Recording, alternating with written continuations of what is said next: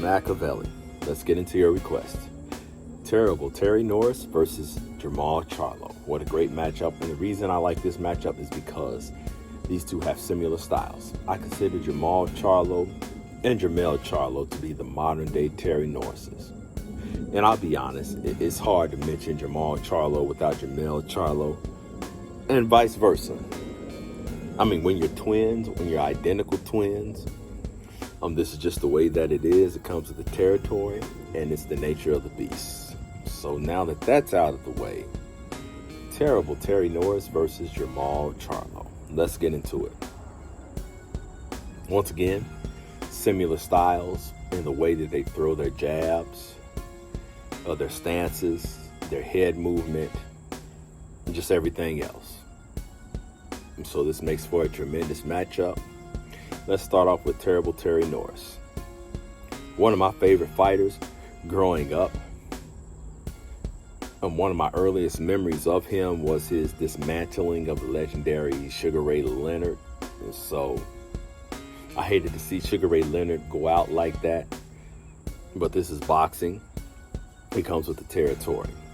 Doesn't do anything to the legacy of Sugar Ray Leonard. But back in the day, terrible Terry Norris lived up to his name. Terrible. He was a fierce fighter, and he was a tough fighter, strong fighter, and skillful fighter. Had quick hands, had a great jab, had a great straight right hand, and this guy threw his punches straight. Same with Jermall Charlo. Has a similar style and does things very similarly. Now, of course, Terry Norris is more seasoned, more experienced, has the better names on his resume, stayed more active. And back in those days, you had to be active. You couldn't get away with fighting once a year. You couldn't get paid properly without fighting more than once a year, without fighting multiple times a year. So I grew up in that era to where the top fighters, you were used to seeing them in the ring up to 3, 4, maybe 5 times a year. But nowadays, you're just not getting that. I'm not used to that. I'm learning that I have to accept it. I don't like it, but it's just the way that it is. The top fighters, you're lucky to see them in the ring once a year. And unfortunately for Jermall Charlo, it's been almost 2 years since his last fight. So, and the disappointing thing about it is, I love Jermall Charlo. I love his brother Jermall, but particularly Jermall Charlo. I want to see more of Jermall. Very talented fighter, very capable fighter, very explosive fighter, skillful, very entertaining. I love the attitude, and I love the edge of both Charlo fighters. People complain about it, but has boxing turned into the mood police or the personality police? That's for another video. Anyway, I love to see more of Jermall. At this point, I feel he's wasting his talent. He's wasting time. But nevertheless, if we're talking about strictly talent, skills, toughness, and grit, Jermall Charlo has it. He just needs the opportunities. He just needs the exposure. I feel that Jermall may have more power than Terry Norris. He may be stronger than Terry Norris. I'm not for sure. I'm just going off of a hunch here. Terry Norris is the more experienced of the two, the more seasoned of the two. But I think it just comes down to experience in this fight. I think it comes down to level of opposition. I think it comes down to activity in this fight. Now, I'll be honest. Terry Norris and Jermall Charlo are equally talented, are equally skilled, and are equally tough. But ring rust is a real thing. It really is a real thing. And I've seen fighters that have been inactive, and ring rust has showed. And you can be the most talented fighter, the most skillful, the most tough fighter, have the most heart, but being active has its pros and its cons. I'll be honest.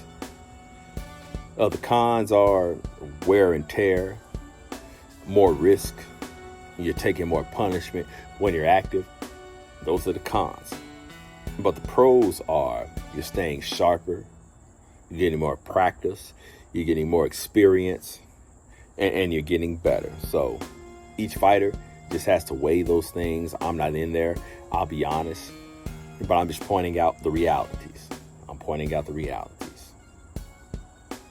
And if Jermall Charlo was as active as Terry Norris, I mean, we won't even get into the level of opposition or the big names, but if he was as active as Terry Norris was, I'd give him a good chance in this fight if he was as active.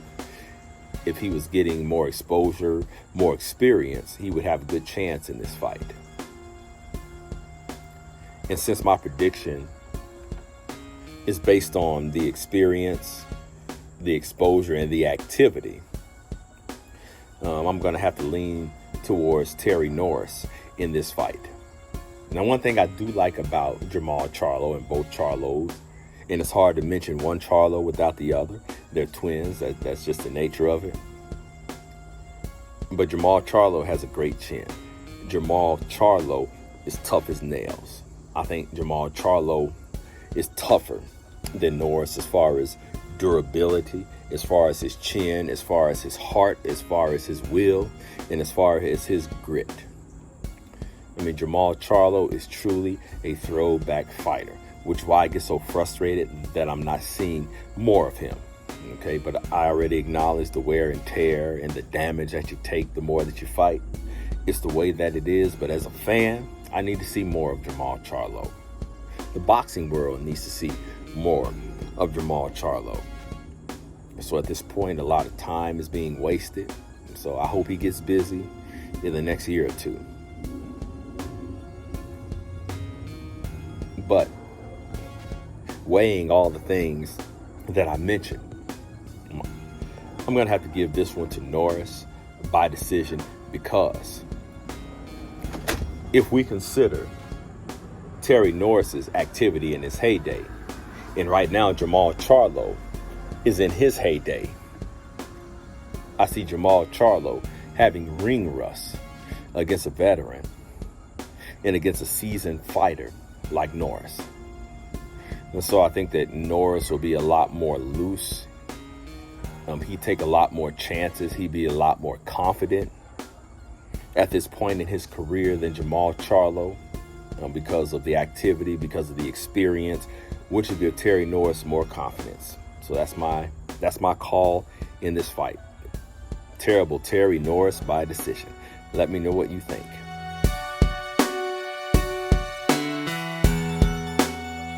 I have a question.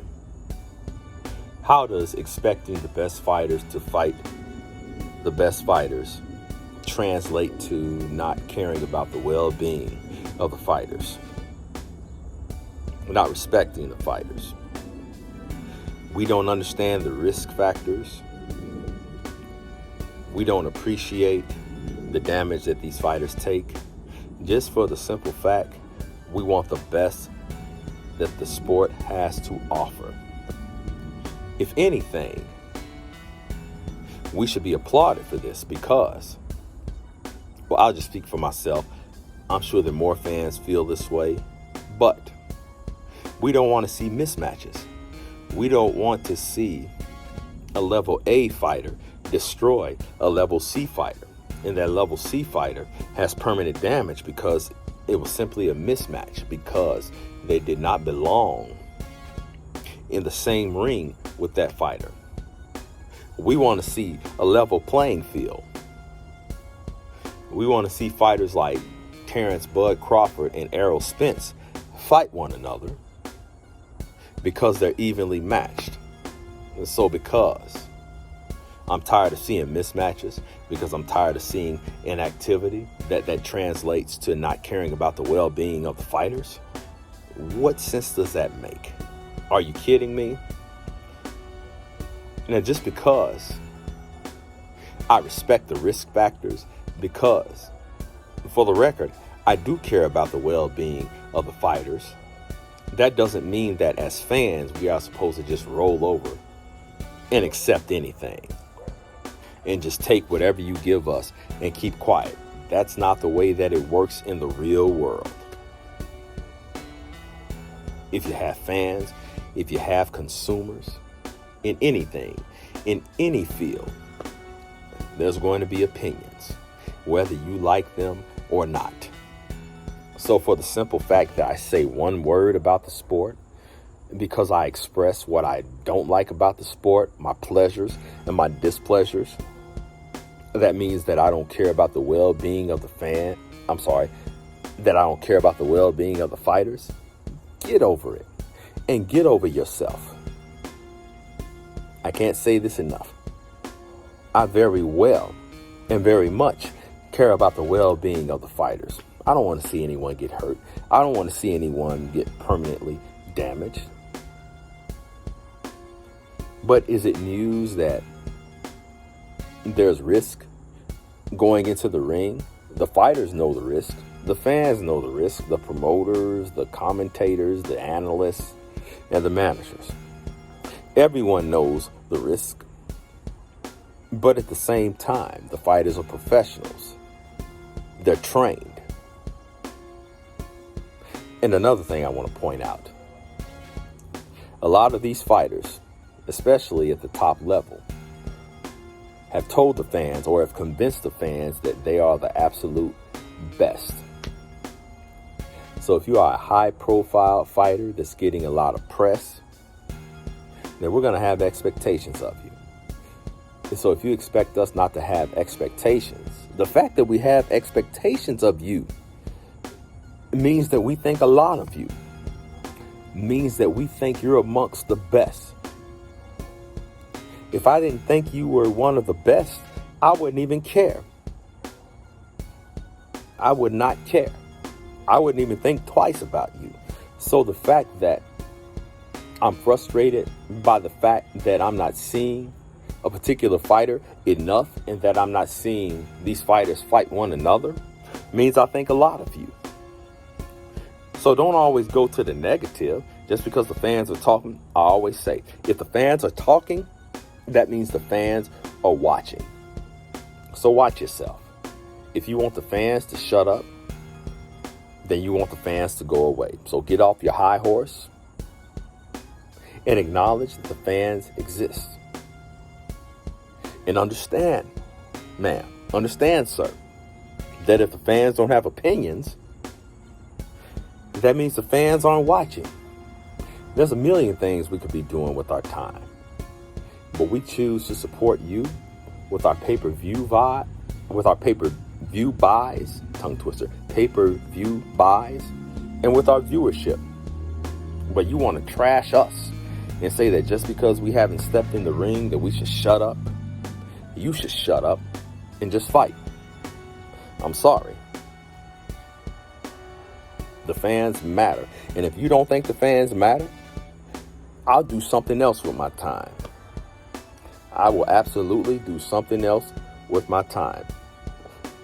But I choose to buy into you. I choose to watch your fights. I choose to buy your pay-per-views. And I choose to contribute my viewership. And I also choose to mention you on the forums, which means that you get free publicity, which means that you get free rental space or spaces in our heads. So I don't care what the risk factors are, although I respect the risk factors and I appreciate everything that you're doing. There is no excuse for shitting on the fans. None. So just think twice about trashing the fans.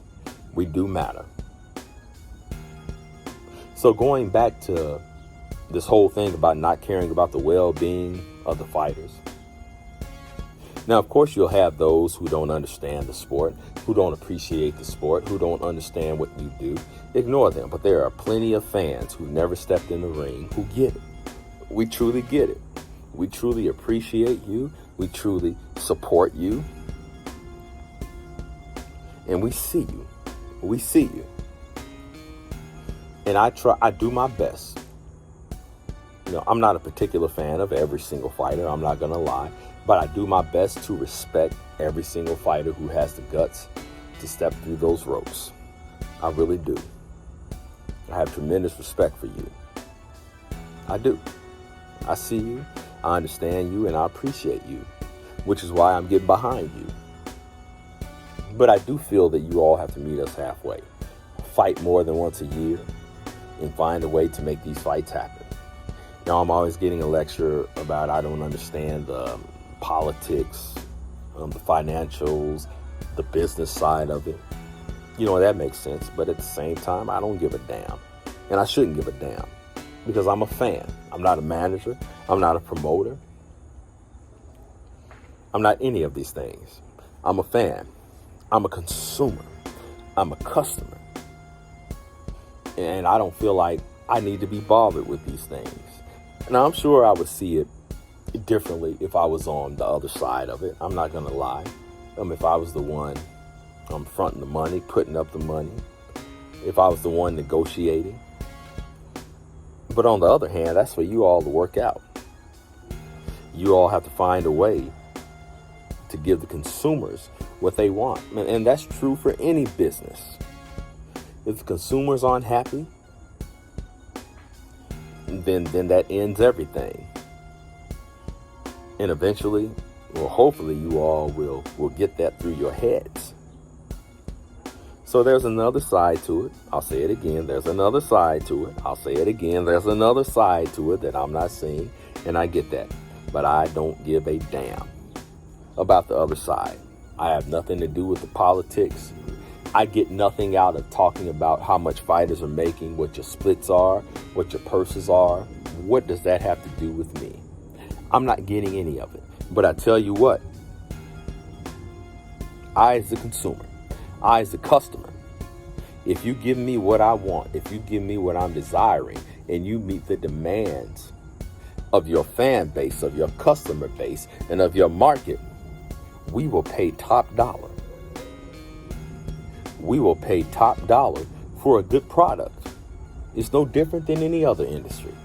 I get it. You as the fighters are taking the punches and taking the hits. I can't say it enough. I appreciate what you do. But at the same time, I can only be what I am. And that is a fan. So you all have to weigh the risk factors. You all have to negotiate what you're making, what your purse is, and what your splits are. That's between you, your managers, and your promoters. And I wish you the best. I truly wish you the best. And I truly hope that you all are getting what you're worth. But at the same time, I as a customer and a consumer can't be burdened with that or can't be bothered with that. Because I have no stake in that. I don't. And if I did, maybe I feel another way. But all I can do is look at the best fights, the best fighters, and just hope for the best that the sport has to offer. That's my place as a fan, and I'm staying in that lane.